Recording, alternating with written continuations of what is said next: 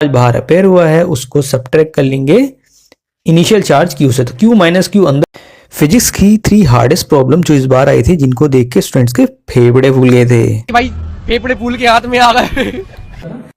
तो स्टूडेंट मैं आपके सामने 3 ऐसी प्रॉब्लम लाया हूं जो है सेट 3 की, जिनसे स्टूडेंट काफी परेशान हो गए थे। यहां तक कि कितने स्टूडेंट्स ने तो पेपर भी अटेम्प्ट नहीं किया है। तो इस तरह की जो आपकी इस बार प्रॉब्लम्स क्रिएट हुई हैं, स्टूडेंट्स को ऐसा इसलिए लगा क्योंकि इस तरह की प्रॉब्लम्स हार्डली किसी स्कूल में डिस्कस की जाती हैं और न ही इस तरह के कॉन्सेप्ट कहीं पे डील किए जाते हैं। तो स्टूडेंट यहां तक कि जो स्टूडेंट कोटा में स्टडी कर रहे थे उन लोगों की भी ये प्रॉब्लम आई थी। उन्होंने कहा था हमने तो इस लेवल पे पढ़ा ही नहीं, लेकिन तब भी इस तरह की प्रॉब्लम पता नहीं क्यों बोर्ड वालों ने इस बार डाल दी थी। तो सबसे पहले हम यहाँ पे पहली प्रॉब्लम में आते हैं, जिसमें यूनिफॉर्म इलेक्ट्रिक फील्ड लाइंस यहाँ पे आपको दी गई हैं, जहां पे आपको बताना होगा कि अगले पॉइंट में पोटेंशियल कितना होगा। तो यहाँ पे सबसे पहले इलेक्ट्रिक फील्ड लाइंस दी हैं 200 न्यूटन पर कूलम, और एक ए पॉइंट दिया हुआ है, एक बी पॉइंट दिया हुआ है, दूसरा आपका क्यू पॉइंट दिया हुआ है। तो इस पॉइंट में आपका क्यू पॉइंट है जो यहाँ पे आपको पोटेंशियल बताना है। पी पॉइंट का जो आपके कोऑर्डिनेट्स हैं वो 20,0 है। तो फिलहाल कोऑर्डिनेट्स तो कुछ भी हो सकते हैं, कुछ भी वेरिएबल फॉर्म में हो सकते हैं, तो इनको आप कुछ भी लिख सकते हैं, लेकिन जो कॉन्सेप्ट है ये बहुत ज्यादा इंपॉर्टेंट है यहाँ पे। तो यहाँ पे देख सकते हैं electric field line along x axis है और यहाँ पे एक्स और वाई कोऑर्डिनेट ड्रॉ कर दिया। अगर इलेक्ट्रिक फील्ड और पोटेंशियल में रिलेशन निकालना हो तो हम जानते हैं E is to minus d by d r होता है। अगर आप x लिखेंगे तो आप dv बाई डी एक्स यहाँ पे लिखेंगे, और नेगेटिव साइन बताता है कि पोटेंशियल जो है इलेक्ट्रिक फील्ड लाइन के अलोंग डिक्रीज होता है। तो dv is equal to E d x होगा, यहाँ पे माइनस साइन हमने यहाँ पे रख लिया। इसका आप मॉड भी ले सकते हैं। जब हम dv को इंटीग्रेट करेंगे तो आपका चेंज इन पोटेंशियल आता है फाइनल पोटेंशियल यानी क्यू पॉइंट पे पोटेंशियल माइनस इनिशियल पॉइंट यानी पी पे potential is equal to E d x. Electric field line आपको दे रखी है, dx होता है डिस्प्लेसमेंट वेक्टर। तो यहाँ से हम डिस्प्लेसमेंट वेक्टर निकाल लेंगे जो आएगा 20i का, और 200 से मल्टीप्लाई कर लेंगे यहाँ पे। तो जो भी आपकी यहाँ मैग्नीट्यूड आता है प्रोडक्ट करके, तो यहाँ पे आपका कितना आ जाएगा VQ minus VP which is equal to कितना आ जाएगा 20 इंटू 200, जो भी आपकी 400 समथिंग जो वैल्यू आती है इसको आप यहाँ पे रख देंगे। और जो Q पॉइंट पे पोटेंशियल निकालना है, और P पॉइंट का आपको पता है यहाँ पे क्या दिया हुआ है 20,0। ये आपके पॉइंट कुछ भी हो सकता है, ये आपका x भी हो सकता है, x,0 भी हो सकता है, a,0 भी हो सकता है। तो ये वेरिएबल फॉर्म में आप एक कॉन्सेप्ट बनाकर लिख सकते हैं। तो यहाँ पे जो इसकी वैल्यू निकल के आएगी VQ minus VP which is equal to electric field into displacement vector. ठीक है, तो यहाँ पे हमने लिख लिया है। तो यहाँ पे जो कोऑर्डिनेट्स हैं हमने क्यू पॉइंट पे आपका मेंशन कर रखे हैं। x अलोंग में आप y कोऑर्डिनेट 0 होगा और x आपका दिया हुआ है। ये आपके x और y कोऑर्डिनेट में कुछ और वैल्यूज भी हो सकती हैं, आपका 3 और 4 भी दे सकती हैं, 6 7 भी दे सकती हैं। ठीक है, तो ये आपके कोऑर्डिनेट्स आप ध्यान रखेंगे, और डिस्प्लेसमेंट वेक्टर आप लोगों को निकालना ऑब्वियसली आता ही होगा। तो यहाँ पे 200 into 20 which is equal to कितना आ गया आपका यहाँ पे, हाँ 200 इंटू 2 वो आपका 400 हो जाएगा। तो यहाँ पे VQ इज इक्वल टू कितना आ जाएगा आपका VP, जो पोटेंशियल आपका यहाँ पे दिया हुआ है P पॉइंट में। ठीक है, तो ये देखिए P पॉइंट का पोटेंशियल आगे जाके ऐड कर देंगे, जो कि आपका क्या है, अगर हम dv की बात करेंगे ये होता है आपका एब्सोल्यूट। ठीक है, और रिलेटिव क्या होता है आपका, दोनों का subtraction, V final minus V initial, relative potential difference होता है। तो यहाँ पे हमारी इसकी वैल्यू निकल के आ जाएगी 420। ठीक है, 20 भी दिया सकते हैं, 30 भी दिया जाएगा। पोटेंशियल आपको जो मेंशन होगा इनिशियल पॉइंट में उसको हम आगे ले जाके वो जाके ऐड हो जाएगा, क्योंकि P आपका इनिशियल पॉइंट है। इस तरह की जो कॉन्सेप्चुअल लर्निंग प्रॉब्लम होती हैं ये आती हैं, और जो लेवल है फिजिक्स का स्टूडेंट्स ये आपका पिछले साल से ही काफी ज्यादा इंक्रीज हो रहा है। तो नीट के स्टूडेंट भी जो प्रिपरेशन कर रहे हैं वो भी अपनी जो तैयारी है थोड़ा अच्छे लेवल पे कर लें, क्योंकि जब बोर्ड का लेवल इस बार ऐसा गया है तो सिंपल सी बात है कि नीट का लेवल भी काफी ज्यादा एनालिटिकल होगा। बाकी जितने इंटर के स्टूडेंट हैं, जिन लोगों ने नीट और जेई का इंटर के साथ भरा है वो नीचे कमेंट करें, और ऑब्वियसली जो बोर्ड के स्टूडेंट हैं वो ये भी नीचे बताएं कि आप लोगों का सेट नीचे कौन सा आया है, जिससे अब मुझे पता चल पाए कि हाँ भाई इसे सेट वाले स्टूडेंट्स यहाँ पे देख रहे हैं। सेट 1 काफी ईजी रहा है, सेट 2 काफी आपका मॉडरेट रहा है, सेट 3 आपका काफी टफ रहा है, ऐसा स्टूडेंट का कहना है। जो मेरा तो मानना ये है स्टूडेंट्स के अगर कॉन्सेप्ट बढ़िया हो तो कोई भी सेट ना ही टफ होता है ना ही आपका इजी, मतलब सभी चीजें बराबर होती हैं, कॉन्सेप्ट स्ट्रांग होने चाहिए।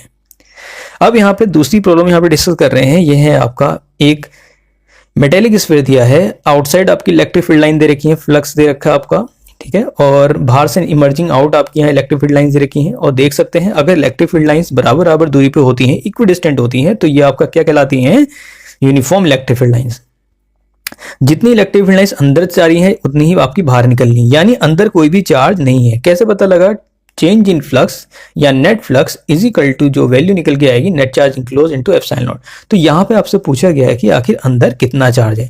तो स्टूडेंट सबसे बड़ी कॉन्सेप्चुअल बात यहाँ सोचने वाली ये है कि अगर आउटसाइड जो आपकी इमर्जिंग आउट जो इलेक्ट्रिक फील्ड लाइंस हैं, जो इलेक्ट्रिक फील्ड लाइंस बाहर निकल रही हैं, अगर ये आपकी बढ़ जाती हैं तो यानी कि अंदर कोई ना कोई पॉजिटिव चार्ज रखा हुआ है।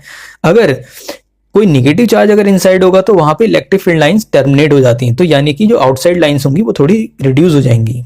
ठीक है, तो यहां से हम चार्ज का मैग्नीट्यूड निकाल लेंगे। फिलहाल जितनी इलेक्ट्रिक फील्ड लाइंस अंदर जा रही हैं और वो बराबर हैं जितनी निकल रही, तो इनका की वैल्यू क्या आएगी? 5 इनसाइड माइनस 5 आउटसाइड, दोनों का सब्ट्रैक्शन की वैल्यू 0। तो यहाँ पे आपका कितना आ जाएगा? Q net upon epsilon which is equal to 0। तो Q net is equal to 0, यानी कि कोई भी चार्ज आपका यहाँ पे कंडक्टिंग शेल के अंदर नहीं है। तो ऐसा बेसिकली देखा जाता है कंडक्टिंग स्फीयर्स में। हाँ, अगर नॉन कंडक्टिंग स्फीयर होता, अगर जो इलेक्ट्रिक फील्ड लाइंस है वो बढ़ जाती, तो उस केस में पॉजिटिव चार्ज होता, वो हम डिफरेंस से निकाल लेते हैं और डिफरेंस के बाद हम उसे एप्सिलॉन नॉट से मल्टीप्लाई कर देंगे। तीसरी सबसे इंपॉर्टेंट प्रॉब्लम यहाँ पे निकल के आ रही है, कॉन्सेंट्रिक स्फेरिकल शेल्स दोनों ही कंडक्टिंग है। इस तरह की प्रॉब्लम कंपटीशन में डेफिनेटली आ सकती हैं, क्योंकि और कंपटीशन में तो और भी अच्छी लेवल की प्रॉब्लम्स आएंगी, वहां पे ग्राफिकल प्रॉब्लम्स भी जनरेट हो सकती हैं। नीट और जेईई के स्टूडेंट्स को तो ऑलरेडी इन प्रॉब्लम से अवेयर रहना चाहिए।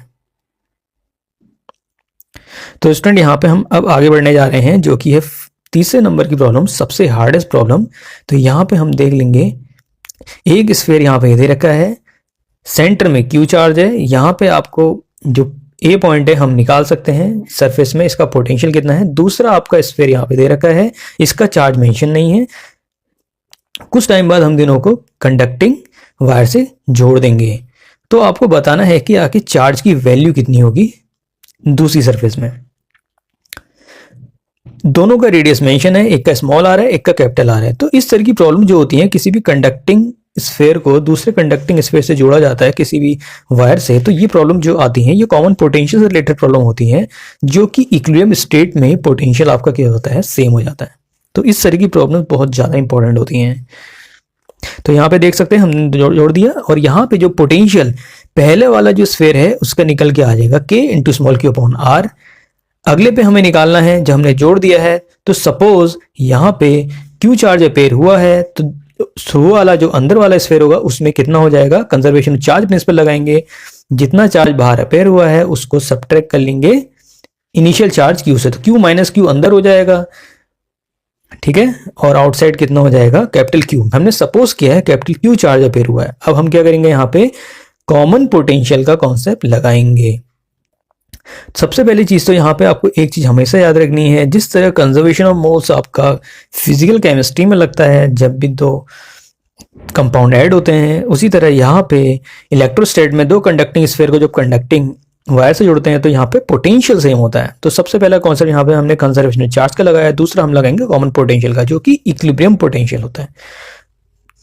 तो VA is equal to VB, VA की वैल्यू हो जाएगी K q minus q upon small r, और VB की वैल्यू हो जाएगी K, फोर्स कांस्टेंट होता है, और capital q upon capital are.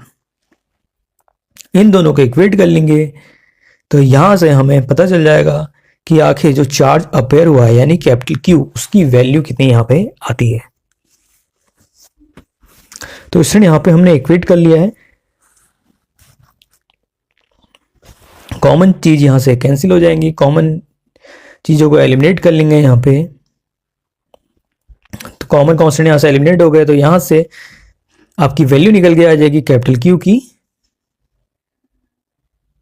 तो यहाँ पे वैल्यू निकल के आ जाएगी आपकी, इसमें से हम कॉमन टर्म कैंसिल कर लेंगे तो आ जाएगी क्यू बाय आर, और कैपिटल क्यू यहाँ से कॉमन आ गया, r plus r upon small r. तो आर से आर कैंसिल हो गया यहाँ पे, तो कैपिटल क्यू की वैल्यू यहाँ पे निकल के आ चुकी है, आर प्लस आर। इसे मैंने आपका यहाँ पे, तो इस तरह की प्रॉब्लम्स जो कॉन्सेप्चुअल ट्रिकी प्रॉब्लम्स रहती हैं ये आपके कॉम्पिटिशन में तो आती हैं।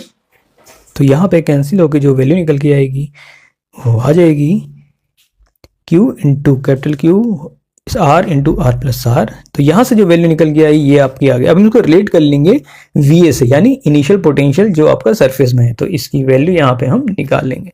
तो इस तरह की जो कॉमन पोटेंशियल की प्रॉब्लम्स आती हैं वो आपका अब बोर्ड में आने लगी हैं। तो स्टूडेंट्स को यहाँ पे जो 11वीं से 12वीं में जा रहे हैं उन लोगों को बहुत अच्छे से इन कॉन्सेप्ट को नोट कर लेना है।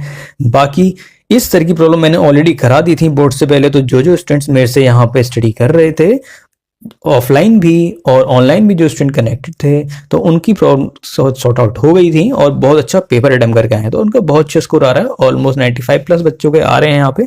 इस तरह की बेस्ट की प्रॉब्लम की जुड़ी रही विकास का 2.0 के साथ अपने डाउट्स